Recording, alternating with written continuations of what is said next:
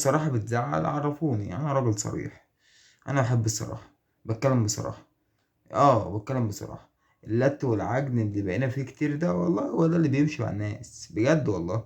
رحيل سيد عبد الحفيظ تمام، ناس زعلت وناس اتضايقت وناس فرحت وناس شمتت، تمام حلو جميل. يومين يومين والله ما فيش يوم بالظبط يوم عودة سيد عبد الحفيظ، احنا يا جماعة والله العظيم احنا بنهزر وايه، تلاقي الفيديوهات اللي هي نازله على اليوتيوب عودة سيد عبد الحفيظ، بسم الله ما شاء الله، ملايين المشاهدات، بسم الله ما شاء الله. ربنا يوفق اصحابها يعني.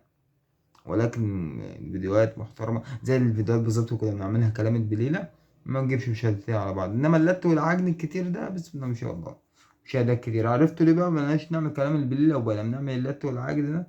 عرفتوا؟ سيد عبد الحفيظ بقى خلاص ربنا يوفقه ان شاء الله في اللي جاي، وهو يا جماعه خلاص راح.